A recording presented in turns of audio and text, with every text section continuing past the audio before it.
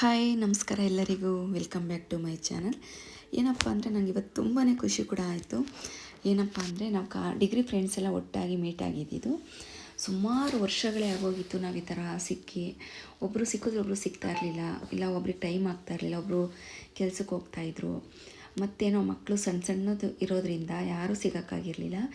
ಇವತ್ತು ಏನಪ್ಪ ಅಂದರೆ ಎಲ್ಲರೂ ಪ್ಲ್ಯಾನ್ ಮಾಡಿ ಒಂದಿನ ಸಿಗೋಣ ಅಂದಿದ ತಕ್ಷಣ ಎಲ್ಲರೂ ಆಯಿತು ಅಂದರು. ಆದರೂ ಬಟ್ ಇನ್ನೂ ಒಂದಿಬ್ಬರು ಮೂವರು ಬಂದಿಲ್ಲ.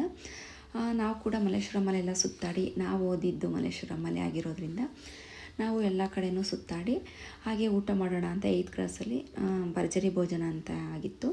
ನೋಡೋಣ ಒಂದು ಸತಿ ಟ್ರೈ ಮಾಡೋಣ ಹೇಗಿರುತ್ತೋ ಏನೋ ಅಂದ್ಕೊಂಡು ಹೋದೋ. ಅಲ್ಲಿ ನೋಡಿದ್ರೆ ನಾವು ಮನೇಲಿ ಯಾವ ರೀತಿ ಮಾಡಿರ್ತೀವೋ ಅದೇ ಥರ ಹಬ್ಬದ ಊಟ ಅಂತಲೇ ಅಂದ್ಕೊಬೋದು. ಸುಮಾರು ವೆರೈಟಿ ಇರುತ್ತೆ, ತುಂಬ ಚೆನ್ನಾಗಿ ಬಡಿಸ್ತಾರೆ. ಅಡುಗೆನೂ ಅಷ್ಟೇ ತುಂಬ ಚೆನ್ನಾಗಿತ್ತು. ನಮಗೂ ಕೂಡ ತುಂಬಾ ಇಷ್ಟ ಆಯಿತು. ಏನಪ್ಪ ಅಂದರೆ ಅಲ್ಲಿರೋರೇ ಫೋಟೋ ಕೂಡ ತೆಕ್ಕೊಟ್ರು, ವಿಡಿಯೋ ಕೂಡ ಮಾಡಿದ್ರು. ತುಂಬ ಖುಷಿ ಆಯಿತು.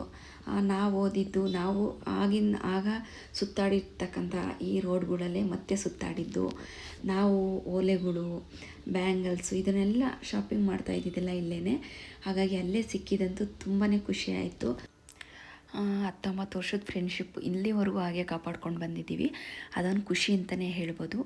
ನಾವು ಕಾಲೇಜ್ಗೆ ಹೋಗ್ಬೇಕಾದ್ರೆ ಇಲ್ಲೆಲ್ಲ ಶಾಪಿಂಗ್ ಮಾಡ್ಕೊಂಡು ಹೋಗ್ತಾಯಿದ್ದೋ, ಅದೊಂದು ಮತ್ತೆ ನೆನಪುಗಳು ಮರುಕಳಿಸ್ದಂಗೆ ಆಯಿತು.